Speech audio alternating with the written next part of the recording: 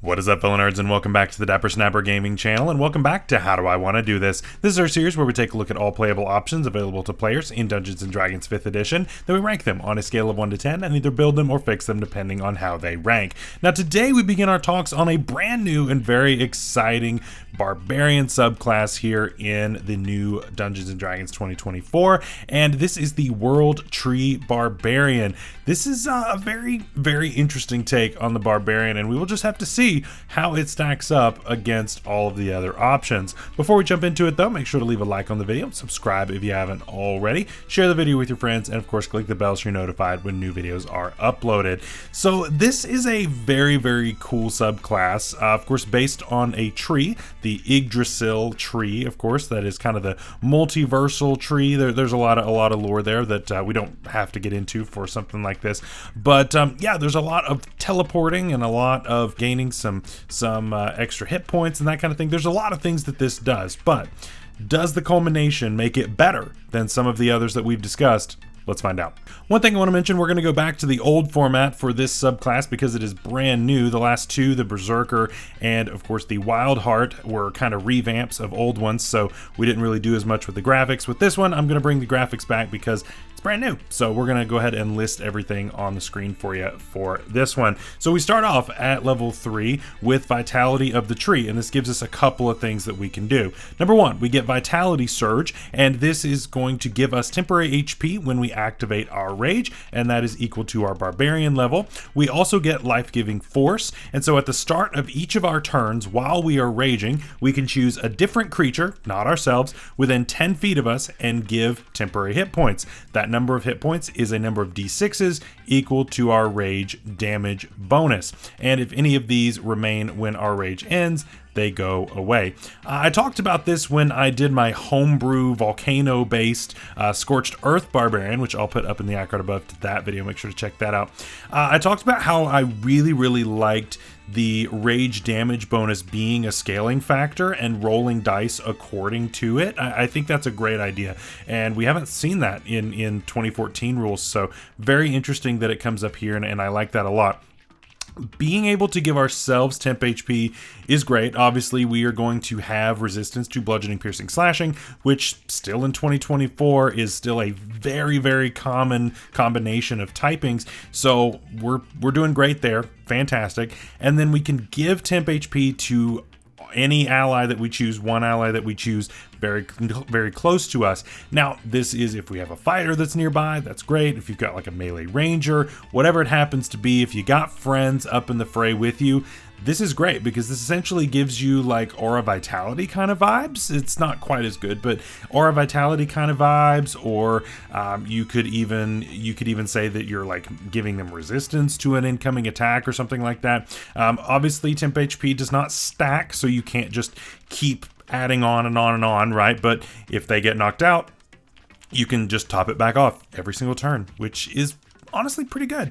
And so I like that. It's nothing game changing. It's nothing that's gonna, absolutely crush anything out there. It's not gonna stop anybody from dying necessarily, but it's still, it's a nice little bit of bulk, and I think anybody around you is gonna appreciate it. I think this is a solid 8 out of 10. I think it's fine. I do think that you could definitely see this being pushed a little bit further, but for what it is, I don't mind it at all. At level 6, we get Branches of the Tree, and this is a very interesting feature with a lot going on, a lot more than it seems. So with this, while we are raging, whenever a creature is within 30 feet of us and starts its turn, we can use our reaction to actually potentially do something with that turn. The target then must succeed on a strength saving throw. Now it can voluntarily fail that save if it wants to, if it's an ally, and on that failure it is teleported to an unoccupied space that we can see within 5 feet of us, or the nearest unoccupied space that we can see. Then that creature's speed is reduced to 0 until the end of its current turn. Okay, this doesn't sound that crazy. Honestly, if on first read, I don't think that it sounds all that crazy. but it kind of is. This feature's really good. This feature's really good. And so let's go over some things here. Number one, if I'm not mistaken, in one of the rounds of UA that this went through, there once was a restriction that this teleportation had to end on a creature being on a liquid or surface that could support it. I feel like I remember that wording at some point. That wording is no longer present. Meaning, if you are a flying barbarian, or you have a swim speed and something does not, or you are just in a situation that creature cannot withstand, and you force that creature to teleport to you, that creature's in for a really bad time. Even if you're standing on a bridge, right? If you're fighting on a bridge and you teleport a creature that can't fly next to you that's off the side of the bridge, sorry, that creature's gone because it's just going to fall immediately. Or because it's 30 feet, you go directly above the creature, teleport it to you, and then it immediately falls 30 feet. It's prone and its speed is 0, so it can't stand back up. And now everybody can just wail on it in melee. This is really good. And then beyond that, right, that's not even the only application, because your allies can also use this. You can use this with your allies. If your fighter didn't have the speed to get to you in order to be able to have that temp HP topped off that we talked about back at level 3, you can get somebody out of there. If the squishy wizard is in melee with a creature that it does not want to be, you can get that person out, or you can try to bring the enemy to you and get that off of your wizard or your sorcerer or somebody who's more squishy. There are a lot of applications here. It's really, really good. Here we are taking one of the best, at least most dedicated, I guess, damage dealers in Dungeons & Dragons and giving it battlefield control. The value there is insane. The value there is so good. This is a 10 out of 10 feature. There is no other way to look at this, in my opinion. I think that this is absolutely incredible. And you can use this all the time. There's always going to be a use for something like this. Let's say that you've got a really good jump distance because your strength's high, and then somebody else doesn't. Pop, you just pop them over to you. Yeah, maybe it's a use of a rage, but like, who cares, right? This is endlessly applicable. If you get a climbing speed for whatever reason and you climb up somewhere, pop, somebody's up there with you now. If you can fly, now you can fly up somewhere, pop, somebody's up there with you. It's endlessly applicable. There's so many things that you can do with this, and it's just amazing. I could never give this less than a 10 out of 10. It's so good. At level 10, we get Battering Roots, and this only serves to enhance our melee attacks. So with this, we now get to extend our reach onto any melee attack made with a weapon that has the heavy or versatile property. That's by 10 feet. So if you're using something that has just a normal range, that's now a 15-foot radius. And if you're using a polearm or something with reach, then now that's a 20-foot radius. That's huge. And also, when you hit with this weapon, you can activate either push or topple as a mastery, in addition to whatever mastery that weapon actually carries. This is pretty decent too, right? Of course, we've talked about this on the channel till blue in the face, right? We talked about it in 2014. We talked about it here briefly in 2024 as well. That these things these are the biggest things that hold back barbarians, is being able to get to enemies, right? If I can't get to you to make that attack, I'm going to lose my rage.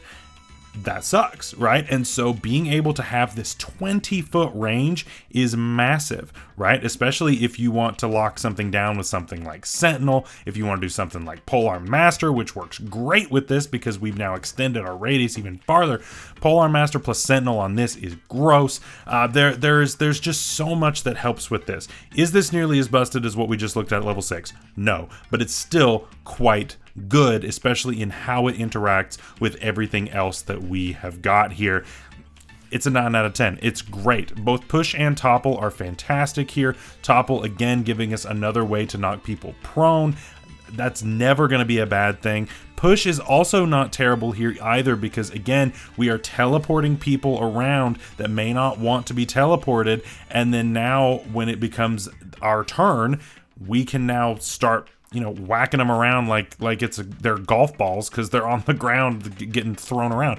There's all kinds of crazy stuff that you can do with this. So again, I think that if this was introduced with some other features that were lackluster, I don't think this would have ranked as highly. But because of what comes before, this is pretty dang solid. Finally, we get travel along the tree, and as if the teleportation stuff wasn't good enough, let's just make it a little bit better. So with this, we now can teleport 60 feet on our bonus action while we're raging. This does take up another use of our bonus action, which it's okay, but still quite good. In addition to that, once per rage, we can actually increase that range to 150 feet, and when we do so, we can take up to 6 willing creatures with us, and they end up within 10 feet of us whenever we go. Yeah. This is cool. I believe this used to be in the UA.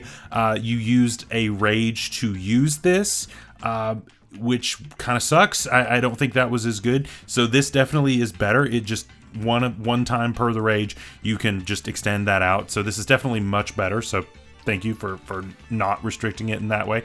But yeah, this is good too. This is good. A barbarian that can just go around where it needs to go, and then pull people where they do not want to go, or pull people that are your allies out of sticky situations, right? You can teleport a bunch of people together. If you need to get across a chasm, go, right? You've got tons of rages. It doesn't matter. And at this point, you're not really worried about dropping rage if something's going on. So it's fine. It's really totally fine at this point to be getting something like this. This is a solid 9 out of 10.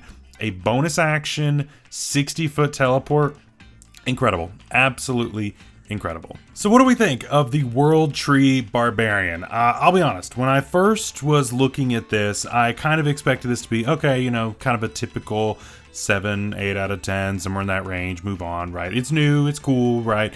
And I don't want to have any kind of recency bias with it, that kind of thing. But the more that I read through this, and the more that I looked back on what we've already ranked with the Berserker, and of course that has come a long way, and of course how we looked at the Wild Heart and how that may have come back just a little bit, but still, you know, they're still solid options. Very, very good. This beats them. It does. It's really good. It's really good. We get to constantly be giving temp HP to our allies. It's not insane numbers. It's not going to necessarily save everybody's life, but it's still pretty good. And of course, we give ourselves temp HP, which might as well be doubled with our rage, of course, giving us resistance. Level 6 is an absolute game changer, being able to teleport our allies around or enemies around into places that they either do want to be or do not want to be.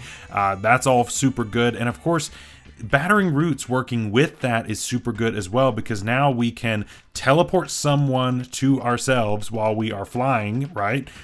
Drop them now 30 feet. They're now prone, speed is 0, they can't stand up, and now we can continue attacking that creature while we are in the air.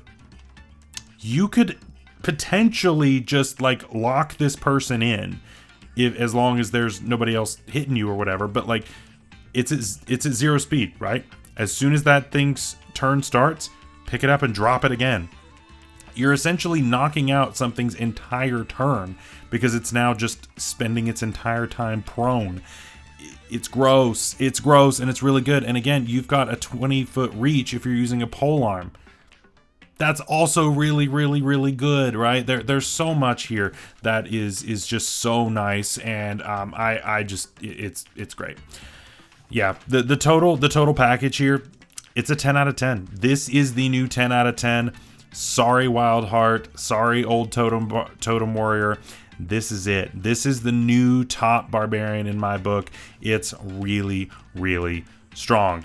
Let me know what you think down below. Am I giving it too much love? Is recency bias getting in the way? Let me know down below. Later this week, we are actually going to be putting out a new video for a new draft league that we are in. That is going up on Friday. That will be the new day for those uploads, so make sure to check that out. We drafted with a theme, and it is not so serious, and I think that you all will actually really enjoy that. It's a very interesting theme, so make sure to check that out. And of course, we're going to be building one of these later on. So until next time, stay safe out there, stay healthy. We'll see you later. Bye-bye.